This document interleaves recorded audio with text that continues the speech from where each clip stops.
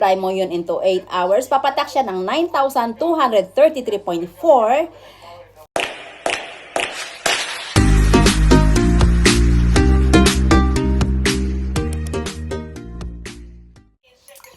Hi guys! Welcome to my channel and welcome to Monaco. So medyo matagal po tayong hindi nag-vlog, kaya ito na naman tayo at nagbabalik na sa ating pag-vlog. And for today's video is mag-a-update po tayo kung magkano na nga ba ang pasahod dito sa Monaco ngayong 2026. Dahil matagal na po tayo nakapag-update ng pasahod dito sa Monaco and magkaiba na po ang euro rate noon kaysa ngayon. Okay, so bago ang lahat, kung kayo ay bago pa lang sa aking YouTube channel at nagkataon na napabisita lang sa aking YouTube, huwag kalimutang mag-subscribe sa aking channel na si Hana Lisa. Okay, sa mga baguhan nga pala, ako nga pala si Hana Lisa na dating OFW sa bansang Singapore na pinalad mapadpad sa bansang Monaco. Kung kayo ay bago pa lang, na-discuss ko na rin yan dito sa aking YouTube channel. Pero huwag kayong mag-alala dahil gagawa po ako ng panibago na naman dahil alam kong natabunan na po yung mga dati kong video. Kung paano ako nakarating dito, paano ako nakakuha ng amo dito, uulitin po natin dyan. So ngayon is diretso na tayo sa ating, mayroon na po ako ditong computation. So magkano na nga ba ang pasahod? Magkano nga ba ang pasahod dito sa bansang Monaco? So, diretso na po tayo. Wala nang paligoy-ligoy pa. So, dahil sabi ko nga, nailista ko na. And nagbe-base ako sa rate. Huwag niyo, naintindihan niyo ba yung aking sulat? So, ang nagbe-base ako sa Remitly. So, sa Remitly ako nagbe-base kasi yung aking ginagamit online. Pero, yung rate po sa Remitly at sa remittance is magkaiba ng konti. Sometimes, kunyari sa Remitly is sa 67.89. Sa remittance niya sa Western Union nasa 68 something yan. So, minsan pagka rush yung aking Remitly ako nagpapadala. Pero pag hindi naman is pumupunta ako sa Beausoleil, France para mag-remit. Okay, so yan na, pabalik-balik andyan. So, nandito na tayo, diretso na tayo. Ang pasahod po dito is per oras. Kahit monthly yung salary nyo, pero ang kwenta nun is per oras pa din. So meron namang every day na pupunta kayo sa amo is ibibigay kaagad, and meron naman weekly ibibigay yung sahod, and meron ding monthly saka ibigay yung sahod. So depende sa usapan nyo ng inyong amo. So magkano nga ba ang per oras dito sa Monaco? So usually po before is 10 to 15, and I think na-discuss ko na din. Pero wala, rare na lang yung 10 before. So ngayon, ang i-discuss ko 15 to 20, and actually may mga among nagbabayad ng 25 per hour, pero hindi po karamihan. Mas madalang lang po pagkakilala na kayo ng amo at alam nila yung service mo at gustong-gusto ka ng amo, willing yan sila magbayad ng 25 per hour. Pero itong aking nilista ngayon is 15 to 20 per hour. So, meron akong 15 per hour na computation, meron akong 20 per hour na computation, and meron akong 17 per hour. Kasi yung 17, like, yung 50, tatlong oras, 50 euro. So, papatak po yun ng 16 something. So, inilagay ko na lang na 17 kasi may mga 17, may 18. So, pinakamababa is 15. So, 15, 17, 18, 20, mga ganun. So, madalang lang yung 25, depende kung talagang close na kayo talaga ng amo mo. So, ako pag ako, 20 per hour talaga ang rate ko pag ako ay nagbibisit. So, kinumpute na natin dito. So, mayroon tayong, tatlo yung aking computation, 15 and 17, 20 per hour. So, pag 15 per hour, papatak po yan, ang per hours, papatak po yan, pag 15 euro per hour, papatak po yan sa 1,018 pesos per hour. Kung sa 15. Ang isang oras mo is 1,000 pesos. Pag 17 naman, papatak po yan ng 1,154.13 per hour. So, ang isang oras na trabaho mo ay 1,154 pesos and 13 centavos. Pag 20 per hour naman, ang rate mo is papatak po yan ng 1,357.80 per hour. So, ang isang oras mo is 1,357.80 per hour.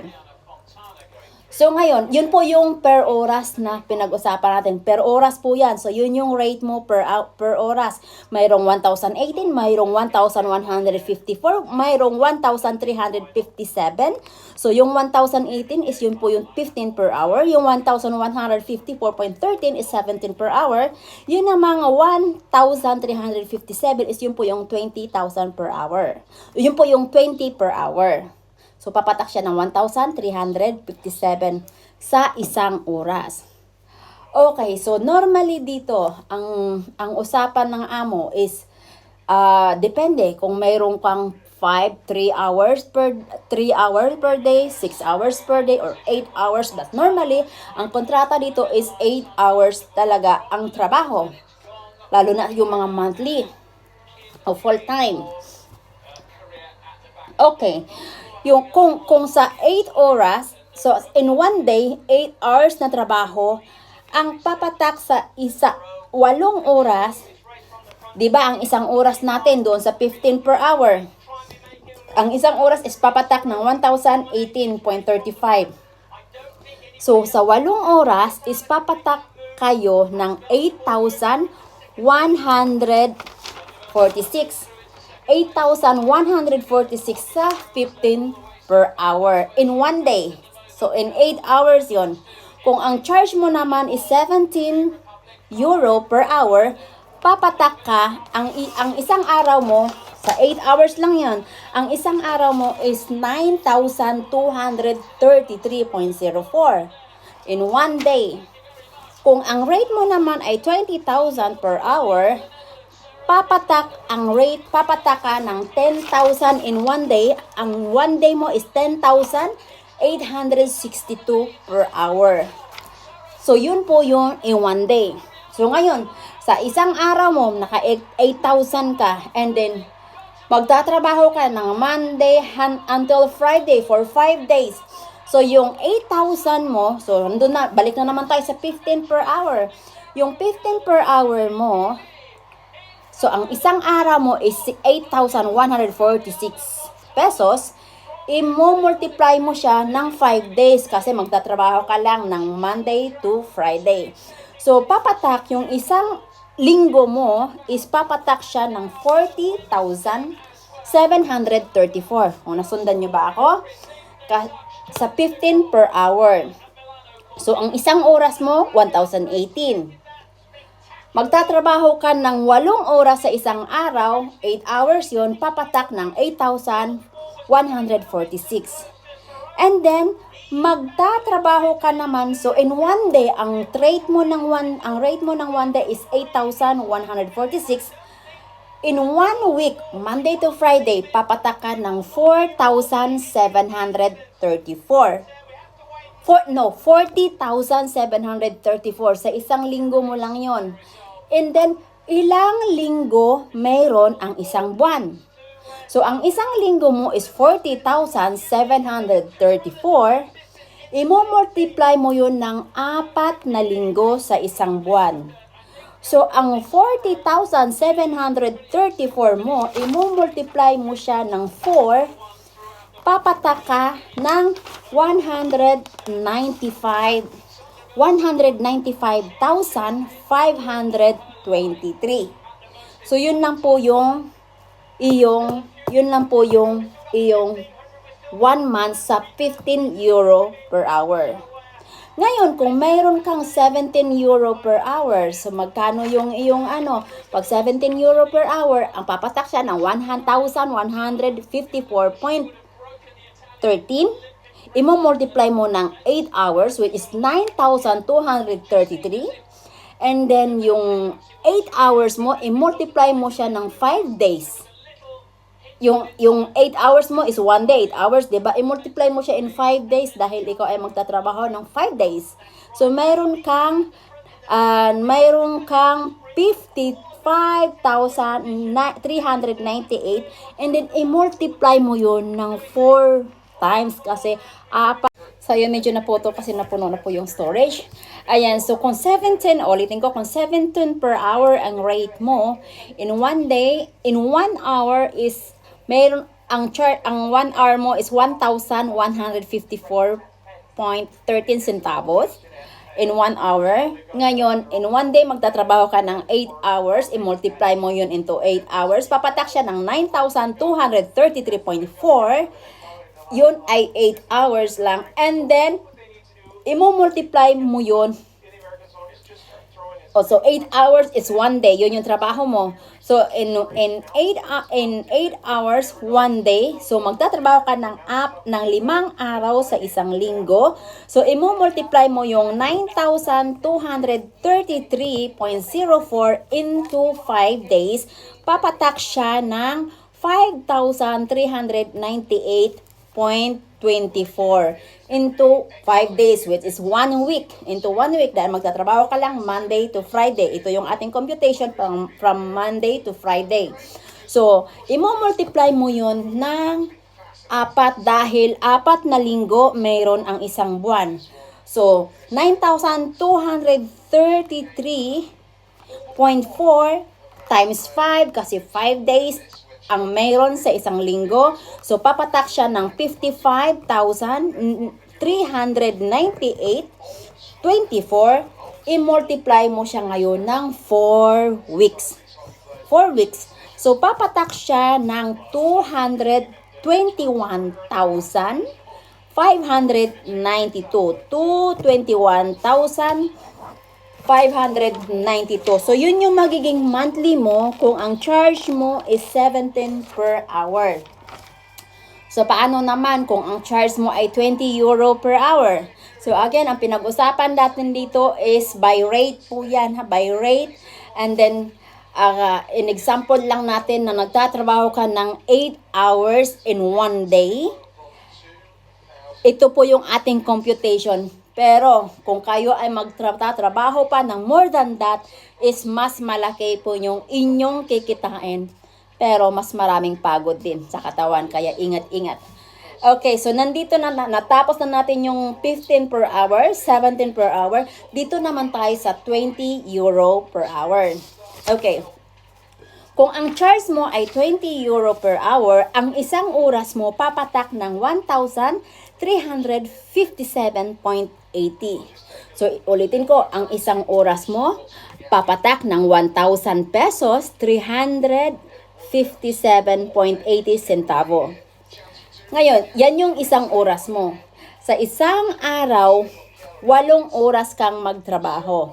So, yung 1,357.80, i-multiply mo ngayon siya into 8 hours. So, ang papatak po niyan is 10,862. So, yun yung magiging sahod mo in 1 day. So, sa isang araw, magtatrabaho ka ng 8 oras. Yan lang po yung ating example. Pwede kang less ng 8 hours, pwede kang sumobra ng 8 hours in 1 day. Depende sa'yo yan. Okay, so in 1 day, kung ang charge mo ay 20 euro per hour, magtatrabaho ka ng 8 oras sa isang araw, papatak ang isang araw mo ng 10,862. So ngayon, ang isang araw mo, 3,862, and magtatrabaho ka sa isang linggo ng 5 araw. Kasi pahinga mo yun ng Sabado at Linggo. So magtatrabaho ka ng 5 araw, i-multiply natin ngayon, itong 10,862 na sasahurin mo in 1 day into 5 days, papatak yan ng 54,310. Dami mo computation dito. 54,310 in 1 week. So, yun yung kikitain mo in 1 week sa 8 oras sa isang araw. At ang charge mo is 20 euro, papatak yun na 1,357 times mo sa i-times mo siya into 8 hours, papatak ng 10,862. I-times mo siya in 5 days. Dahil 8 hours in 1 day is 10,862. I-multiply mo siya in 5 days. Papatak siya ng 54,310 in 1 week. Yun yung iyong kikitain in 1 week. And then, ilang linggo meron ang isang buwan? So, 4. So, i-multiply mo ngayon.